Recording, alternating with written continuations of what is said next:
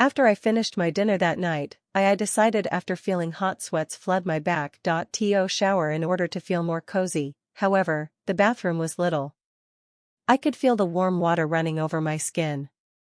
Kindly disappointed after completing my shower, I selected a delicate beige gown that I typically donned a V-neck dress at home with. I entered a long zipper in the rear.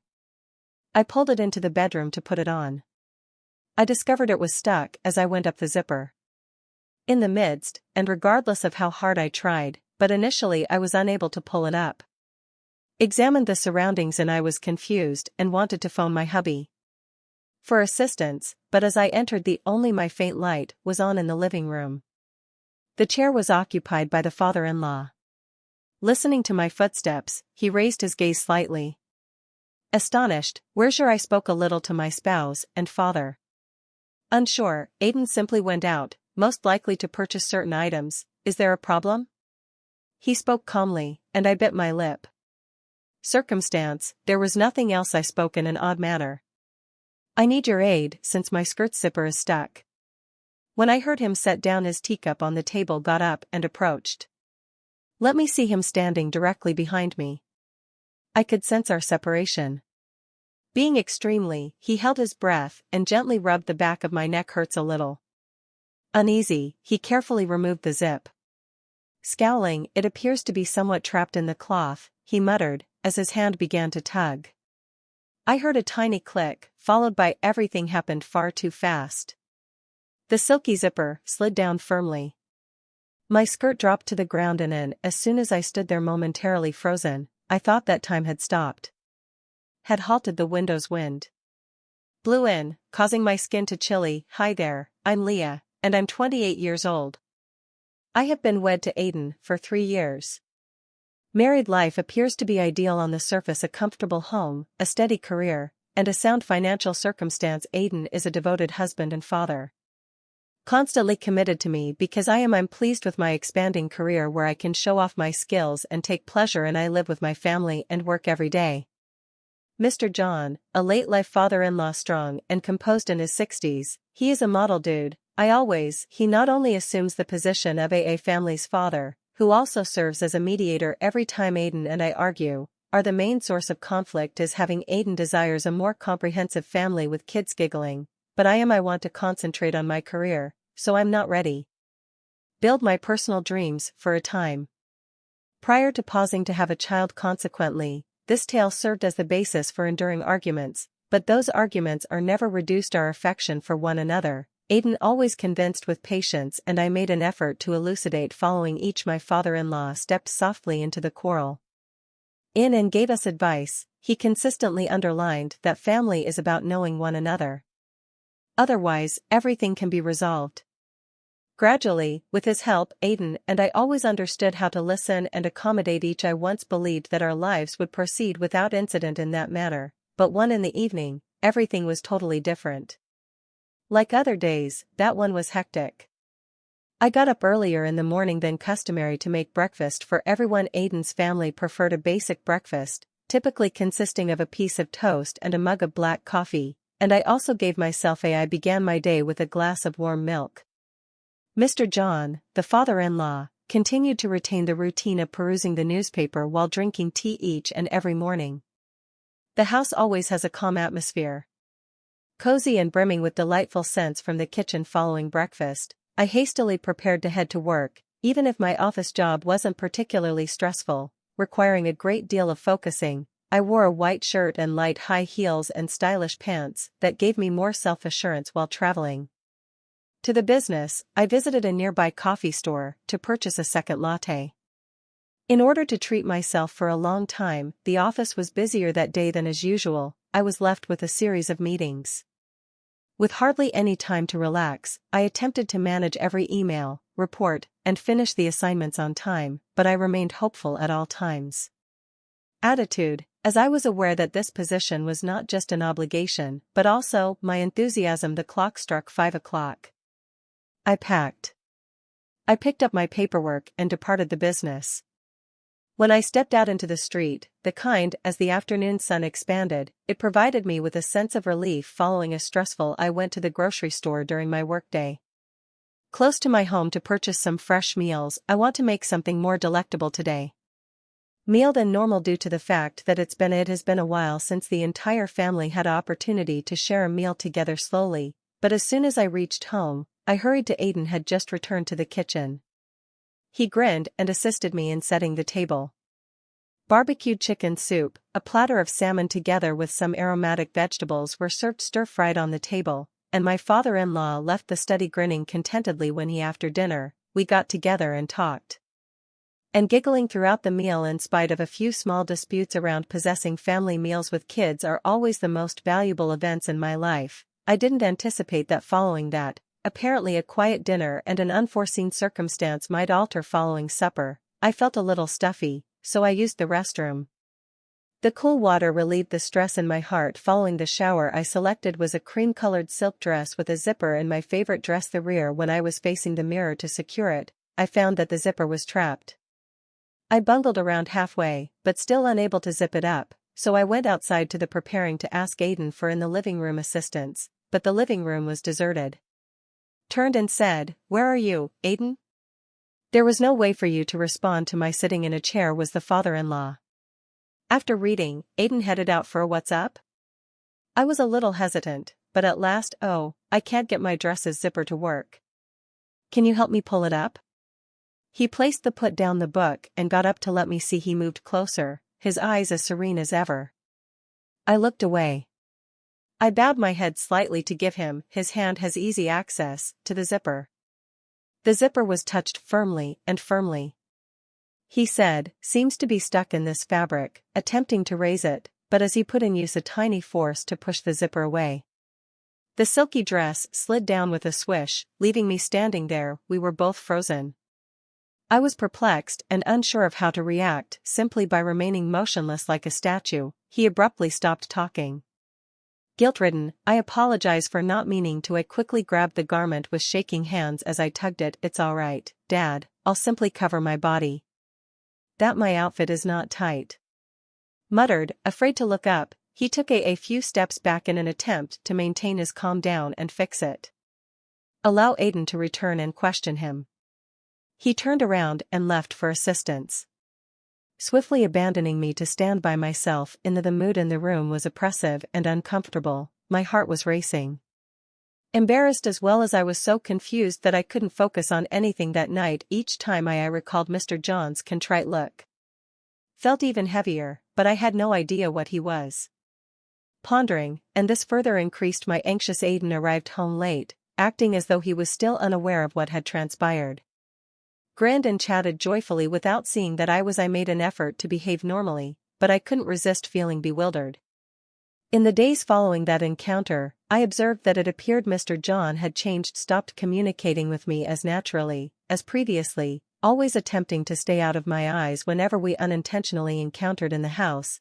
This gave me a sense of uncomfortable, but I was unsure of where to begin discussing erasing this discomfort, but occasionally when I unintentionally noticed him gazing, looking for something in his eyes as he looked at me. At those times I swiftly turned away in an attempt to remain composed, but my heart was in turmoil. I was unable to identify him.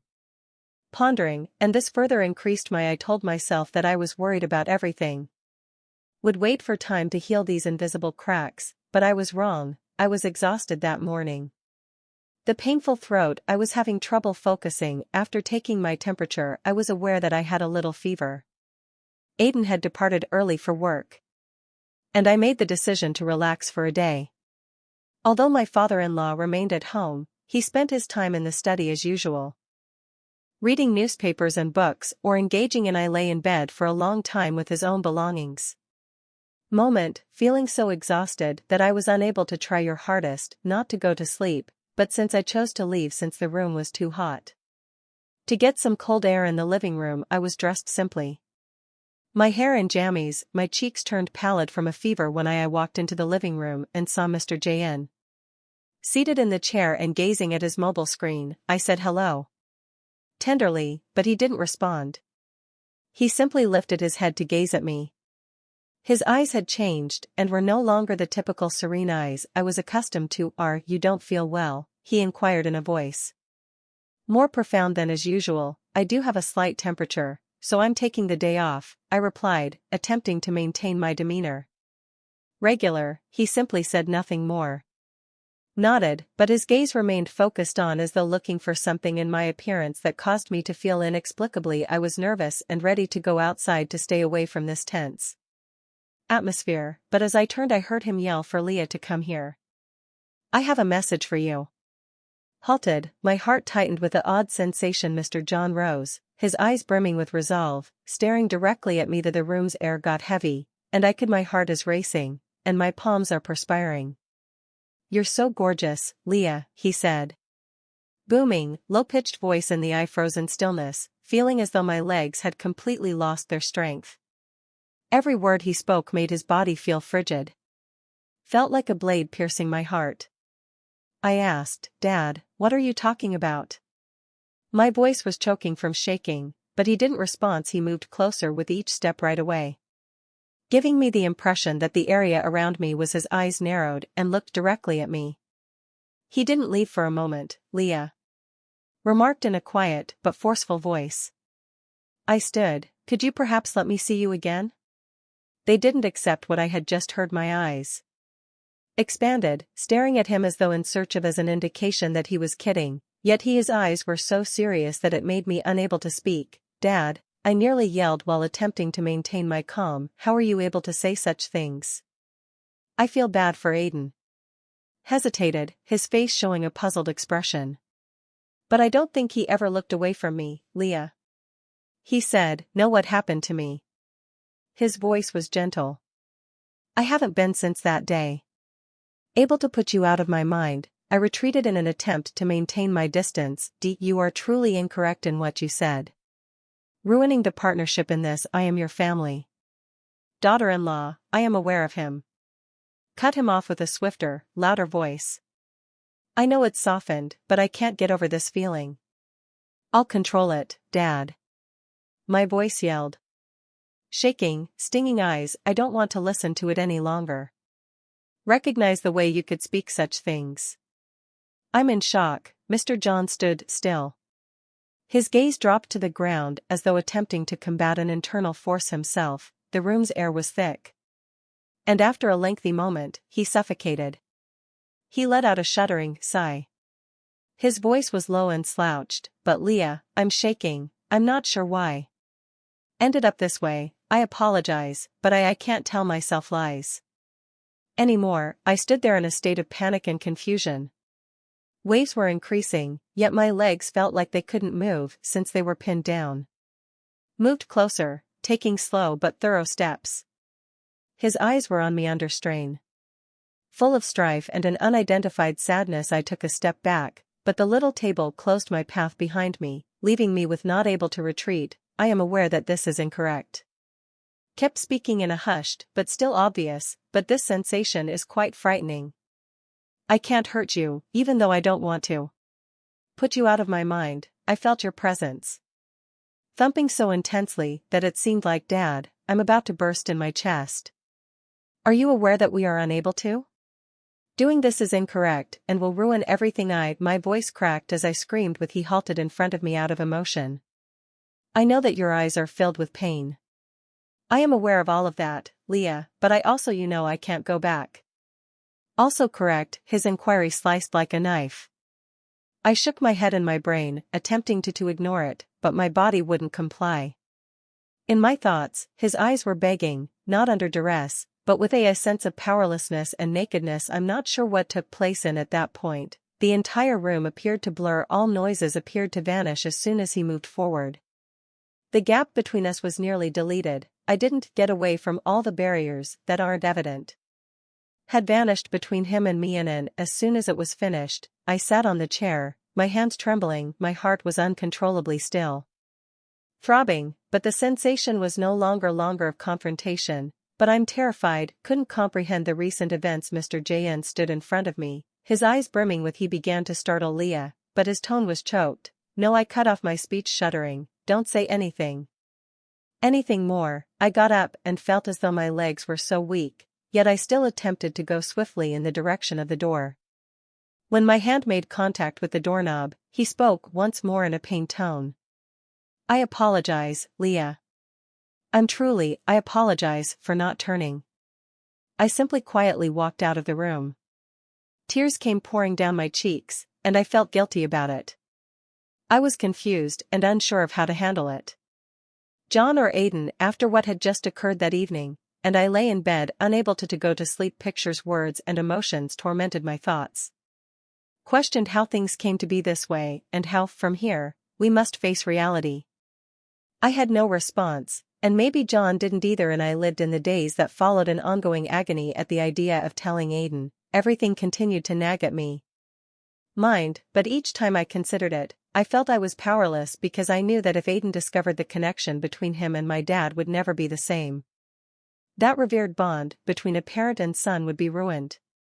I attempted to hold on to everything forever, keeping the grief and guilt inside, but that simply increased my feelings of I felt suffocated and understood that my only option at this point was to leave this. Only in that manner would things cease from continuing and safeguarding this relatives from collapsing. I began creating plans, but I made an effort to maintain a grin on my pretend that everything was as usual as I wanted Aiden to be unaware that anything was incorrect. Before I had the guts to tell what I want each day, I created breakfast, made the house tidy and made me happy. As though everything was proceeding smoothly, but I had made up my mind in my heart. My thoughts are even following supper as the family assembled in. I waited in the living room for a chance to talk. Aiden, I said, trying to speak quietly and calmly. I wanted to let you know that. Aiden looking up at me, his eyes full of worry that there's anything wrong. I inhaled deeply in an attempt to relax. I believe we should leave so we can begin. I want to start a fresh life somewhere else. Would benefit us both, Aiden. His eyebrows went cold. Scowled. Why do you feel the need to do that now? Here, we've been doing great. I shook my head, trying to figure out what was wrong. To grin, nothing, reassuringly. I just wanted to give us some room, and I believe it's. Aiden placed his hand on mine as I was ready to go. His voice on his shoulder serious. I'm aware that something is amiss, Leah, but you must keep it a secret from me. Tell me what's incorrect. Mr. John arrived before I could respond. He had heard the entire thing coming down the stairs. John, Leah is correct in the conversation. Aiden, he said in a firm yet hushed voice, believe that you should move out as well. Leah, you need some room to start your lives. You two shouldn't stay here. Aiden gazed at him with his eyes for eternity. Full of shock, but I don't want to go, Dad. I believe we can still cohabitate. Mr. JN grinned and gave Aiden a thump on the back. You don't have to be concerned about the shoulder. I'm good about myself. You and Leah should what's most beneficial for your future. Aiden remained quiet for a while. His eyes slowly softer. At last, he nodded. When you said I agree, Dad, but I'll be there. Visit you frequently. I didn't say anything. I lowered my head, experiencing a mix of melancholy, and I was relieved to understand why Mr. JN assisted me. Was how he made reparations to prevent this family from crumbling. As darkness fell, I stood and looking out the window of my room with a sensation of emptiness. I realized that leaving was the proper course of action, but the suffering, and I would always feel guilty no matter where I went. A deep lesson was left by the story. Every error begins with a tiny boundary, being occasionally just a little period of negligence. A moment of weakness can result in unforeseen repercussions. We are all fallible, yet it is the acknowledgement of recognizing their errors and fixing them that's crucial. Constantly treasure the contacts in your immediate vicinity. In particular, family serves as both a haven and an obligation to uphold. One wrong, everything we own can be destroyed by action constructed over time, so be vigilant and your boundaries, and keep your feelings in check. Get the most out of you. For people in comparable circumstance, I would advise selecting the action that results in the least amount of damage. To sometimes, everyone leaving is not an escape, but the most effective method to safeguard the learn to let go of those you love, because this assists you in addition to releasing you. You maintain the moral principles you desire to safeguard. I took with me when I left that house. I'm depressed and deeply. Lessons I've learned that life is a long journey. Assured myself I would never allow. My story finishes when I go off course once more. What transpired here was the largest lesson in my life that serves as a reminder of the importance of responsibility and family. I want to thank everyone for hearing, and I'm hoping this tale will assist you in avoiding similar errors.